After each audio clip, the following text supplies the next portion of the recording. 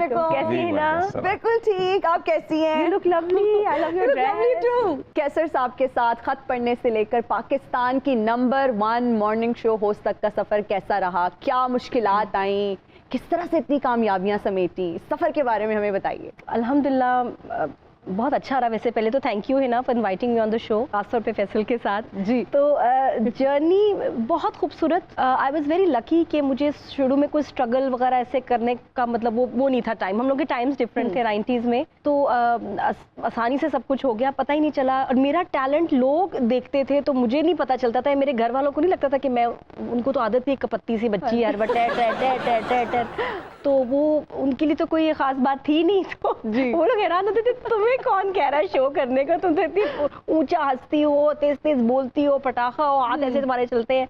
तो उसमें तो ट्रेंड नहीं था तब, तो बड़ी तमीज से बैठ के होस्ट ऐसे बात करती थी ना जी। तो मैं ऑपोजिट थी to anything we had ever seen in a host. Nadia ji थोड़ा सा करके बताएं कि फॉर्मल होस्ट किस तरह से होती थी और नादिया खान ने इस ट्रेंड को कैसे चेंज किया? हाँ अच्छा, उस वक्त जो होस्ट थी एक तो ये कि ज्यादातर मैच्योर एज की होती थी ना, मतलब और साथ में ये कि प्रॉपर कपड़े, बैठी हुई, ना गर्दन हिल रही है ना बाजू, तो सवाल ही नहीं पैदा होता कि हाथ हिले ऐसे। मतलब कितनी होस्ट का तो हमने यहाँ से नीचे बॉडी नहीं देखी थी कभी, क्योंकि वो ऐसे कहते टेबल के पीछे बैठी है। मैं एक बार स्कूल के साथ गई थी पीटीवी, तो वहाँ मैंने न्यूज कास्टर को देखा, तो वो उठी ना तो मैं ऐसे हो गई।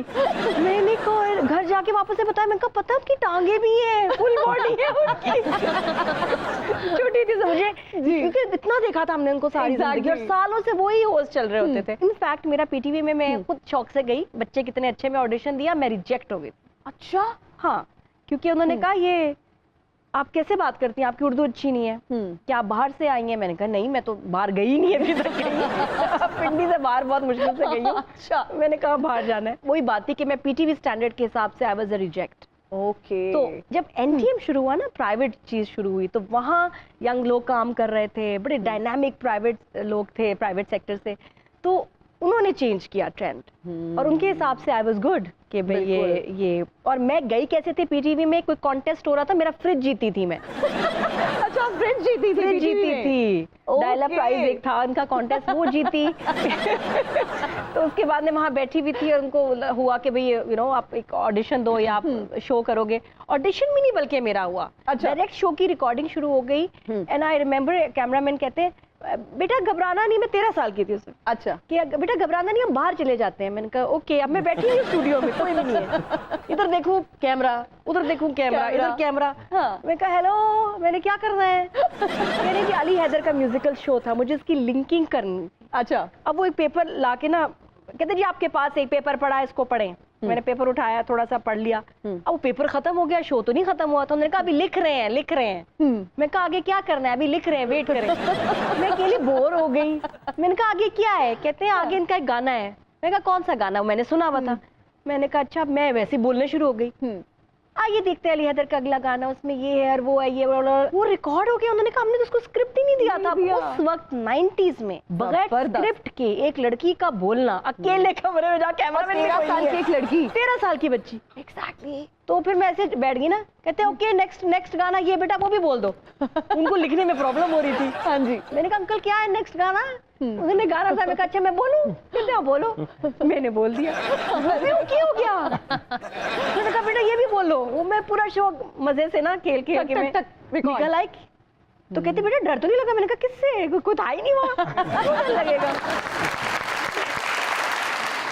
अगले एपीसोड तो टीवी वाले ताला ला के अपने घर चले गए होने। बाजी सारा प्रोग्राम करके ना ताला ला के चाबी साढ़े घर फड़ा जियो।